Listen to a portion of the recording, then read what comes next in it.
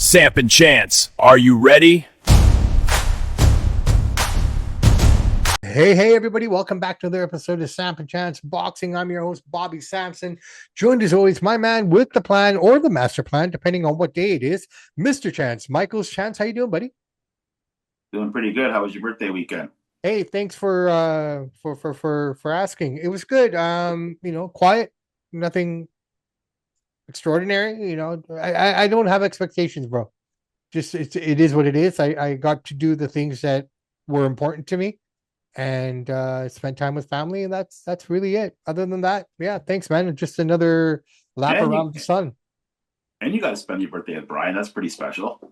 I wouldn't go as far as to call it special, but I mean, it is what it is, bro. It's life. What can you do? Yeah. Right? Yeah. I mean, he didn't make my life hard that day. There you go. So you can ask for it. So there you go. That's all that you could really ask for when you're with this guy. For people who don't understand, Brian is a fellow that Chance and I both work with. So as much as we put into this, we also put into our other job, which is taking care of Brian, home care workers and things like that. So yeah, man, this is what we do. We just kind of broke down the fourth wall. Pretty much. We take care of the John Jones of the world, man. Yeah. More or less, right? Now we'll know if anyone's actually listening, because what I just said is so politically incorrect that I should probably get hate mail for it, right? But I'm starting to get some hate mail on X though. You're stupid. You don't know what you're talking about. It's so funny. Right? I love it. In the wrestling world. No. I know. But I mean, referring to our guy as a John. Yeah. That but he's our John. Let's just put it the way it is, right? Yeah. But that being said, brother, we had Deontay. Speaking of John Johns, let's go that way. We had Deontay Wilder, who has his wild aspiration and dreams of, I'm going to beat Chisora and then I'm going to go on to become undisputed. And that's beautiful to dream. Dreams are a beautiful thing. What we saw Saturday afternoon here on the West Coast, London, UK, evening time at the O2 in London was fun. Oh, yeah. It was discombobulated and it was blundering. It was unorganized. It was untechnical, but it was fun. Oh, yeah. I loved it. That 8th round was fun. Okay. That one look when he had him over the ropes and you could see Chisora's eyes come out of his head. Like, you have to look at it. It was an instant, but it was just these little moments that made it up. I'm going to go on a limb here and say that Deontay won. Fair. I get it. All right. No problem with that. Congratulations to you for picking that in the pool. I'm the only one who gave you your props for that. Yeah. Those guys had some sour grapes. Okay. But I always believe that if you're right, you're right. And you got to respect that. Right. So anyways, dude, Deontay Wilder does not look like a guy who could contend for any of those belts based on that fight. Oh, absolutely not. Okay, Is he still a fun brawler that can hit hard? Yeah. There's actually one. I don't even know, dude. I don't even think he can hit hard because he hit Chisora a lot with that right, and he didn't knock him down. Well, after the fight, he was saying that there's a moment in the fight where if you go back, you can see it on YouTube. They've clipped it up, and he said, I love you. I don't want to hurt you, I think was his exact quote. And what he was saying was he could see some of the veins coming out from the side of Chisora's head. And he thought he's going to crush his temple. He said he could have finished him there, but he pulled back on him because he said he's got kids, he's got a family. That's what he's saying, that he could have finished him down. I don't know if that's true or not. Either way. When I saw that, I thought of Ric Flair, Shawn Michaels, WrestleMania 24. When Shawn was standing in the corner, Rick, I love you. Then he hits him with the chin music. Those were so parallel moments, right? It was just so insanely funny. It was a lot of fun. It's two drunk uncles fighting, brawling. It literally was, right? The heavyweight division needed that. It's the best heavyweight fight we've seen in a while. Yeah, from a masterclass of boxing and IQ, no.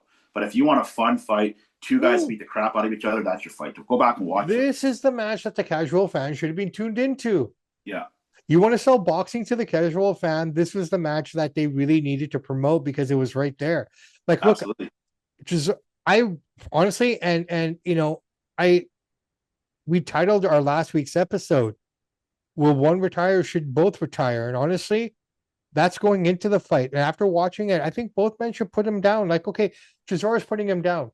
I get that. Wilder's not going anywhere, dude. But He's but gonna. Wilder should, because honestly, like, he is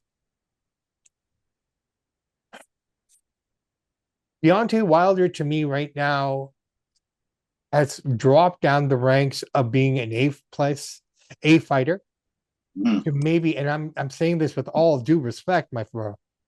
He's no more than a C caliber fighter.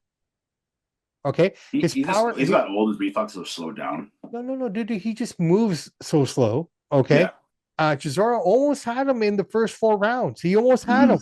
Okay, but Yeah. then he pulled back and then he stuck to his game plan of he's working behind his jab. He was doing all the right things to keep Chisora at bay, because every time Chisora, he's like a little pit bull, man. He just has to rush at you, and that's how he works. He works on the inside, right? Which is what we were talking about. And that was working for him early on in the fight. But then I think Deontay was able to kind of, figure that out and kind of keep him at bay and start piecing him up. And that's what he did. But Yeah. Deontay Wilder of old should have finished that fight in 3 to 4 rounds, right? Like, that's what I'm saying. Like, he doesn't have that power anymore. He has power, but not the power that anyone should be afraid of anymore. Okay. Yeah. That being, in my opinion, that was exposed in this fight. If you have aspirations of going on to becoming undisputed, there's no way you're getting. It doesn't matter what his aspirations are. He won't even get a sniff at that. He might fight Anthony Joshua next. That'll be good. But I don't know if that's going to be any good, because I mean, if anything, the only thing it's good for is Joshua, because he'll through this guy. I don't know, man. I don't know. Joshua gets cracked too. Yeah, but this is the thing. But this is what I'm saying. I don't think that crack is anything to be afraid of anymore. It's still something to be feared, but still put Chisora through the ropes, though. They put Chisora to the ropes, but that's a 40-year-old man. You're not going to do that to Joshua. We've seen Joshua go down before. We have, but I mean, at the end of the day, and the main thing for this fight, you got the North American versus the UK element, and we're going to see that. I get that. I'll watch it too. Obviously, we're going to watch all these, right? I hope Wilder beats him. I don't like Anthony Joshua. Something about him rubs me wrong. I'm not a huge fan of Wilder either. He's in his interviews, he's actually quite a jerk. Dude, do you hear about Piers Morgan? Oh yeah, I watched the whole thing. You see that thing? Like, I've never seen a boxer talk about how he jizzes on his woman's stomach. I know.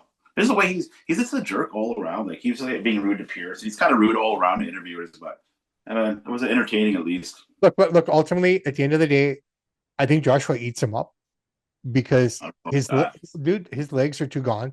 He always looks like he's about to fall down. He's like little toothpick legs, right? Like, I'm sorry. I mean, he's a prime example of Terry Crews, only works the upper body and doesn't work the legs. Yeah. Well, It's hard to say, man. I mean, like, we all know Joshua's as a suspect chin, so he could get floored too. I'm sure, and I'm not disagreeing with you, but I think the one thing that makes this easier for all the other heavyweights, considering Deontay Wilder, is they're not going to be as afraid of that right hand anymore, because even fully loaded, I don't think it has the same snap and punch that it used to. Yeah. Right? And if that's the case, this guy's... Well, Josh doesn't have what he used to have either, so they both don't have what they used to have, right? I get that, but at the end of the day, I believe Joshua is still more complete. I still think Joshua still has more compete in him. And I don't think that Deontay has the compete that he needs or his body can give him. Past, anyone below his level, he can take out.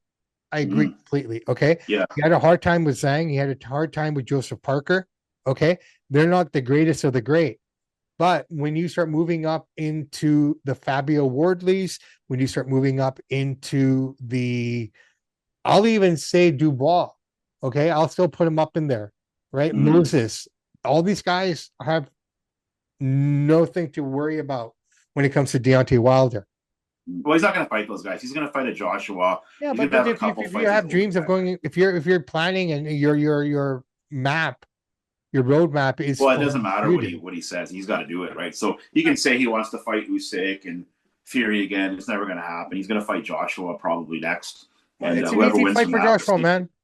I think I see what you're saying, and but just based on what Joshua, the thing about Wilder and Joshua, they let you down in the big moments. You never know with these guys. So it's hard to say. Look, right now that's the fight to make, because either guy doesn't have a fight. So if you're going to make the fight, make it now. Okay.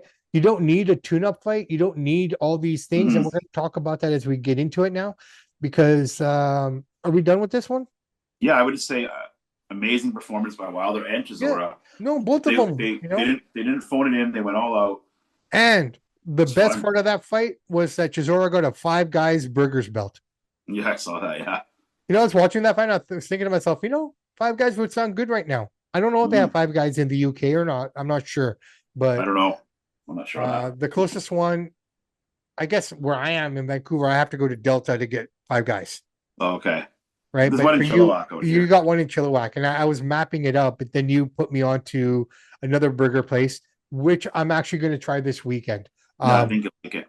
I will. I was going to do that on Sunday for the birthday, but then I realized, well, you know what? I have food with me, this and that. I'll hold off, right? Yeah. So, that was that, and everything is everything. All right, let us move on. Netflix, man. Are we going to see the lowest ratings of boxing on Netflix after everything that Netflix has done? Well, it's a pay-per-view, right? So, well, it's on Netflix. It's free if with your subscription. Well, this one is free. They're not charging for this one. They shouldn't. If it's on Netflix, Netflix doesn't charge for anything. You just have your subscription. That's what makes Netflix work so well, and people are excited about it. Because if you go to Prime, you go to DAZN, anywhere else, you have to got to pay for part of your right. You pay on top of it. With Netflix, it's all free. I unless you can find something right now that tells me different. This should be on regular TV. I think it works for maybe North America, but it works different for the guys in the UK and stuff. It's different everywhere. Maybe the UK guys might have to pay for it. I don't know. Their subscriptions are huge, dude. I know. $80. Like if they're paying £40 for DAZN over there, that's $80 a month. I know. Canadian. It's crazy. Insane. So people in North America, don't complain about your subscription services because it's double around the world. Yeah, we're lucky over here. Very lucky. All right. You ready?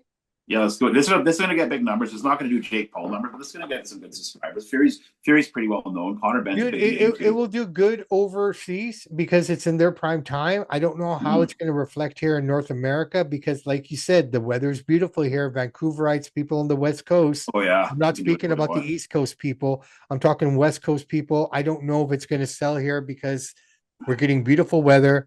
Who wants to be inside, right?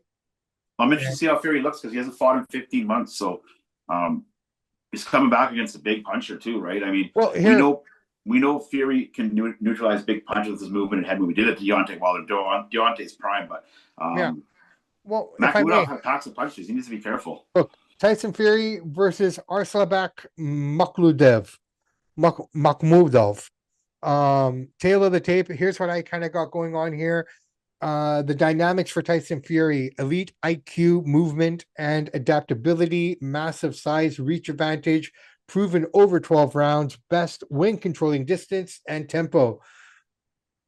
Makhmudov, one of the division's hardest punchers, 19 KOs, 21 wins, aggressive pressure fighter, dangerous early on, especially rounds 1 to 4, less proven in deeper waters. So based on that alone, I expect Makhmudov to come out explosive in those first 4 rounds and try to take advantage of, like you said, a 15-month out of the ring. I don't care what you say, ring IQ and all, you're still rusty. Okay. Is that the window? Are we going to see an upset, or can Tyson Fury weather that first 4 rounds? Because we know his chin's not great either. Yeah. Right. And if this guy's got that kind of power that people are saying, he's not, I just think, well, the one thing I like about Makhmudov, he's a big star in Montreal, right? He's from Russia, but he fights in Montreal. He's out of Montreal now. Well, he's him and Bitterby, he's a Canadian, so that's good. But he's 3-2 in his last 5 fights. But he does have a 90% KO rate, so I mean, he can catch you. He's a big boy too. He's 6'5", so Fury's not going to be like he's taller than him. It's not like a huge, crazy, it's not crazy height, but it's a fun fight, man. I mean, it's a tune-up fight for Fury. Yeah, but at the same time, yeah, Fury's going to win. It's a dangerous fight. It's a dangerous fight because, I mean, those first 4 rounds, Makhmudov has been the more active fighter out of the two, right? But Fury, like I was saying, Fury likes to fight big punchers like Wilder and this guy because they don't have the boxing IQ. Well, that's it. Fury's got the head movement. He can slip and he moves very well. So he can neutralize their power by slipping, getting out of their way. Where a guy like Usyk, who doesn't have a ton of power, but he has catching that little rabbit around. Yeah, yeah. In a way, Great when handpick it for this was, guy. that's an amazing thing you just said, man. I mean, that makes a Mm-hmm. lot of sense. Fury fought a smaller version of himself in Usyk, Mm-hmm. in essence, Yeah, with the he head couldn't catch movement him. and He's everything, quick. right? He Yeah, couldn't beat himself in a way. yeah. So So Fury prefers these kind of fights. Like he wants that slumber. He's gonna lay on him. He's gonna yeah, lie on him. He's gonna push him around. And if I had to make a prediction right now, I think Fury's gonna win by UD. Maybe a late stoppage, round 9, round 10. But yeah. Makhmudov is tough. I've already written it down. I've made my predictions for this week already, and I have Fury as UD myself. Mm-hmm. I think he grinds it out and he gets the win. He's got to be safe too, because I mean, like you said, if this is a tune-up match, he's got to be careful, right? He Mm-hmm. Or doesn't he could want to get cut, wreck his whole plans. right? He doesn't want to get cut like against Oscar Wallin. Mm-hmm. Wallin, that punch that he took on him that cut Otto him. Wally. Otto Yeah. Wallin, sorry, that big gash that he had up above his eye. So he has some sensitive skin there. So he's got to be worried about that, right? Mm-hmm. And he has been cut up in training as well. I don't know about this time around, but in the past he has, which has caused him problems. So he's got to be careful here. Listen, I got a couple paths to victory here, if you don't mind, very quickly. I think Fury uses the jab and his footwork to keep range. Uh, Leans, clinches, and drains energy. But again, this guy's almost the same size as him. So I don't know how Mm-hmm. effective that could actually be. Build a rhythm after round 3. I think it's going to take him a few rounds to build a rhythm, maybe Mm-hmm. 4, but and takes over the opponent as he slows down. So this has to go into deeper waters for Tyson Fury to have it. I think he has a chance to through, obviously, but we're looking at deeper waters, in my opinion, for him to kind of really The establish best himself. the But best part about this fight is that Fury's back into boxing. And when Fury's back into boxing, he brings the entertainment. It's dad talking crazy, I but hope Fury's so entertaining, and he's I'm been glad very he's back. quiet though. He's been very quiet in this one, Tyson has not his usual antics because right? he He's wants been to get very. this fight in the book. If He he wins has this to. fight, he'll Yeah. start mouthing off after in the ring. Well, but he has to. He has to take it seriously, Mm-hmm. right? Uh Makhmulov's keys to victory for me: cut off the ring early, force exchanges, land heavy shots in the first 4 rounds, right? We'll try to wear him down like that. Um, and basically that's the best thing he's got going for him, to cut up the ring and try to be explosive and get the work done quickly. Anything after the 4th round is all Tyson Fury unless something serious happens, right? He lets his guard down or something. I'm saying Fury UD. Yeah, I'm not sure I'm going to go Fury UD or stoppage round 9, round 10. What's going to happen? I think, like I said, Fury's got too good head movement. He's too slick, even at 37. Makhmudov is brawling. If he catches him, Fury can go down, but Fury's going to pot shot him, jab, stick, move, and just break him down, break him down, break him down for a UD or a late stoppage. I don't think it's going to be a crazy knockout early, but who knows? You never know. Makhmudov, I like the guys. He fights out of Montreal. I'm a fan of him. If Yeah, he wasn't yeah. playing Fury, I'd be cheering for him. No, no, for sure, man. I mean, he's the good guy. It is what it is, but we're gonna get a good fight out of it. Hopefully we get a good fight, Mm-hmm. man. But let's go to the undercard, the one match. Like, this is probably one of the worst undercards outside of these 2 matches. Nothing against all the other guys on the card, but it's nothing. Is there anything there that makes you go, yeah? You know what I mean? Like, So undercard this should. fight, I like this fight because Dewey got a catch weight at 150, and Progress fights at 140. So he's coming up in weight. Ben Okay, is bigger. Ben's but let me stronger. ask you this Ben's question. younger. Let me ask you a question, okay? Mm-hmm. Is this fight worth $15 million? No, and they say Progress he's denying that he's injured, but there's some sort I of believe injury he's with injured, man, because his this fight shoulder. almost got called off, right? Mm-hmm. Okay, look, I'm not a big Conor Benn fan outside of the ring, but the man can get it done inside the ring. I'll give him Mm-hmm. his props where they're due, right? We're not here to talk about personal lives and our personal opinions on their personal lives. We're here to talk about what they do in the ring. And Conor Benn, I mean, Well, straight let's up. break it down right here. This is according to the Sharps. They know everything, right? They're so accurate. Yesterday, great basketball game, college national championship game. We had Michigan versus UConn. The spread, if you bet early in the morning, was 7.5. People started betting UConn, so the number changes when the money comes in. The spread came down to 6.5. The game finished within 6 points. This is how sharp these guys are, right? So here where they have it, they have Regis Prograis as an 8-1 underdog. So $100 to pay you $800 on them. You have to put $800 on Conor Benn to win 100. So they're basically saying this is a walk in the park for Conor Benn. I don't think it's a walk in the park, but I definitely see Ben stopping him. Well, dude, this is literally The a weight, the gatekeeper. size, 10-year age gap. Well, actually 8 years. Progress is 37. You know, Yeah, no, I there's a mean, 10-year difference, I believe. it's eight, Is it 8? 29, 37. Yeah. Okay. Here we go. Here So, we go. I All right. mean, So look, both these guys are coming in. Ben's coming in 24-1 with 14 KOs. Progress 30-3 with 24 KOs. Okay. mm, Style breakdown for me: Ben, fast starter, aggressive, heavy hooks, overhand right, likes to overwhelm with volume. And now they're naturally the bigger man in this fight. Last couple fights, he's been the smaller guy. So now he's the bigger guy with Progress having to jump up in weight, right? Um, honestly, youth. Like you said, he's got 8+ years over him. Progress is basically, and what we saw in his last match as well. he's He's near slowing the down now. end. He's Yeah. completely slowing down. He's a gatekeeper. I hate to say it. I like Regis, right? And Mm. I'm gonna be honest, man. If I'm choosing with my heart, I want Regis to beat the shit out of him. I don't Right? like Conor Benn at all, but he's a No, better I fighter. don't. He's But younger, he is the bigger, better stronger. fighter. That being said, I'm looking at this fight, and it just I think that youth is going to come into a play. I think he has the longer tank, the deeper tank for stamina and whatnot. So I think Conor Benn finishes this match.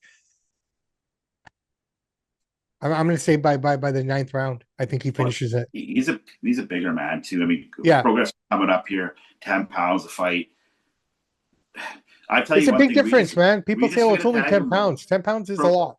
yeah, Progress is no joke. I mean, he's going to have some big. You can mark my words. He's going to have some big moments in the fight. Yeah. He's going to sting him. I don't know if he'll rock him, but he's going to definitely win some rounds. I hope he wins. I don't think he is going to win, but I'm looking forward to the fight. You got the old man versus the young man. Can Regis turn back the clock and upset Ben? You never know with Ben. I mean, he looked good against Eubank, but that's Eubank. This is definitely a better fighter than Eubank. I So don't Connor looks know. I motivated. see. He's I not don't doing know. any crazy I mean, antics. He's I don't. disciplined. I don't know if Chris Eubank and Regis Prograis, like, I mean, what Eubank had to deal with all the weight cuts and everything kind of put him down. You know what I mean? From No, that I know, but perspective. I'm saying Regis is a more talented fighter. He's fought better competition. Yeah. So this is a bigger challenge for Conor Benn in that sense. But the size and the youth and the speed of Conor. And Conor's not doing any crazy antics. He's been kind of quiet. I mean, they had their little crazy stuff for the press, but Conor's not super mouthing off like he usually does. He's taking this fight serious. Well, he has And he to paid a lot of because I money. mean, it's 15 million, right? Yep. So, and after this fight, we'll determine if Zuffa and those guys want him or they say, "Nah, we're not interested." And then it's going to be interesting to see what Conor does because he burnt so many bridges to go to Zuffa. Will any other Like I promoter? said, if he looks good in this fight, he's gonna have another big fight again. If he loses, he's screwed, right? But I expect him to look good. And I think it'd be a He fun has to fight. look good. He has to. Progress is no joke. He's been there with some top No, guys. he I hasn't. know He's the just fight, slowing down though. That's the problem. He's but getting it still will Regis. give Connor a run for his money. He'll Yeah, end up yeah. losing, but it's not going to be a walk in the park. No, and I mean, maybe 4 years earlier, this fight we'd be talking about it completely the different way, right? It's just the timing of it. I almost feel that they're trying to put him in there with the most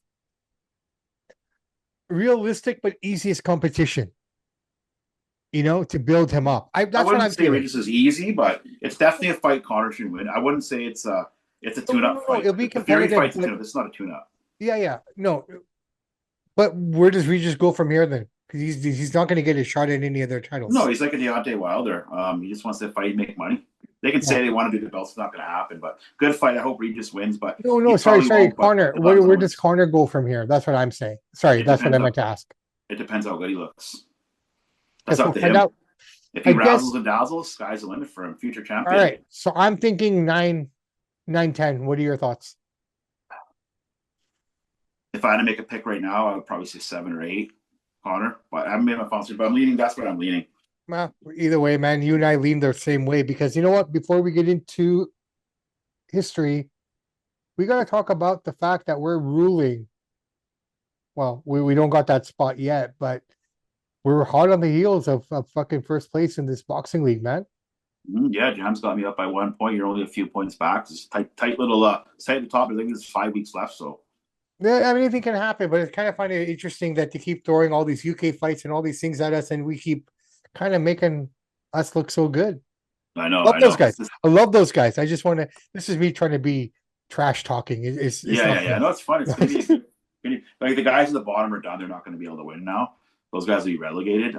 Between those two or three guys will be out of there for sure. Raw again's out, third year in a row. But the top will be. It's going to be a close finish. You know, I'm maybe. looking at League Two. Like anyone who comes up from there can't touch us, No, I know. right? That's going to be fun 5 weeks. So the thing with Jams, I notice what he does is he kind of like some people like he'll say his pick, and then the people like below will start kind of following what he's doing because he's in the lead. I never do that. I always go by what I have. Now Oh, bro, I might change my round if it's like if Jam says tomorrow, Conor Benn round 7. I'm not going to say that. I'm going to take 6 or 8 because if we tie, it doesn't do anything that's the for only me. time I I'm change leaving, my right? pick. Like with Yeah, me, when I make my picks, I have them all yeah, and I don't touch them. The mm-hmm. only times I will change anything is like you said, like say, we're both saying, okay, Conor Benn's going to win the fight, right? Yeah, Well, if you say 7, in my head, I might be thinking 7 too, but I can't go 7 now yeah. because you Wouldn't already make any got it sense. first, right? Yeah, So that I'll switch it on that aspect.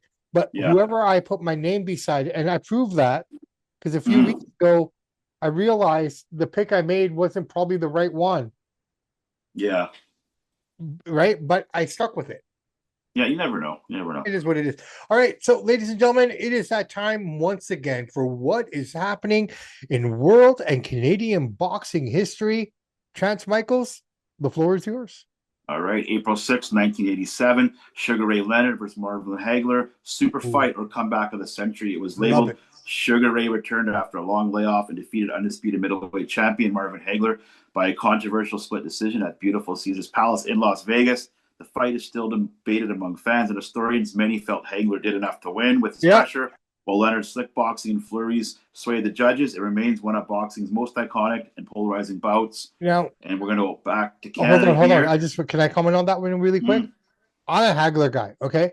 mm, Through and through. If anyone asks you why I became a boxing fan, it mm. was because of Marvin Hagler. It wasn't Muhammad Ali. It wasn't Fraser. It was Hagler and those powder blue baby shorts that he used to wear. I Yeah, was a huge fan. And when I watched that fight, I was what year was that? 87? 87. 87. So April 6th, 1987, I was at that point 12 years old. Okay. So I was old enough to know what I was watching. I had enough Yeah, boxing that I could see what was happening. Hagler won that fight. Hagler was so pissed off that he retired after. He said, fuck I know. this. I know. I know. I know. Right? Like, Hagler won. Hagler won. I don't care what anybody says. You know what we can do? We can go back and do a watch along Mm-hmm. and we can watch it again together. Yeah, yeah, we'll do Right? that. We'll do that. We'll do that All right, definitely. All we right, got Canadian history. April 7th, 1993. Arturo Gatti picked up a third-round TKO win over Curtis Mathis in New York, New Jersey. The early career victory helped build momentum for the future junior welterweight world champion, known for thrilling, fan-friendly style and wars in the ring. Arturo Gatti, 33 years ago. Wow. One and only. Born in Italy, but like Makhmudov, makes a big Made name. Canada his home. Yeah. Yeah.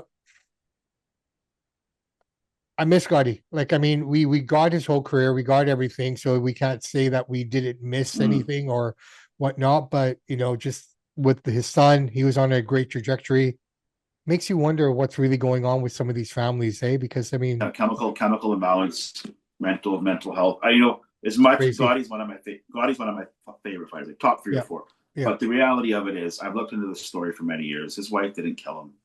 The thing is, if you look at the history prior to what this guy was doing outside of the ring, he would get drunk, fight 4 or 5 guys, beat the crap out of him, yelling and screaming all the time, crashing, DUIs. Like, to think that his wife killed a pro boxer with one shot could cave her skull in. I know he's inebriated.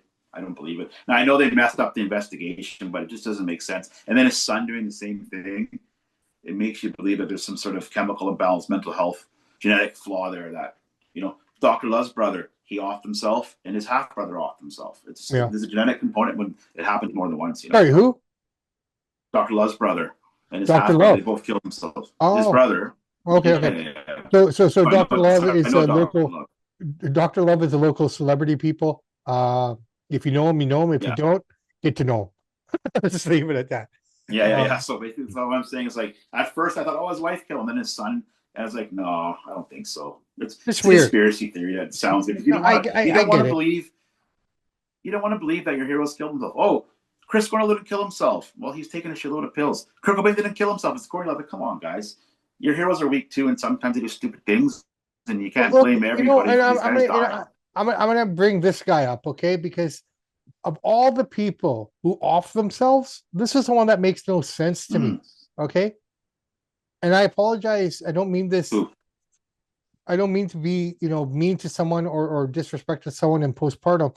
But the reality of it is, what the fuck did Anthony Bourdain have so bad that he had to off himself? He had the best life. Like, I traveled around the world. He was a rock star. He ate great food. He lived the dream, man. Like, what They say pressure about Chris of Cornell, he your killed him at like 50 years old. well, that's what I'm saying. It, it, So it's not even the life.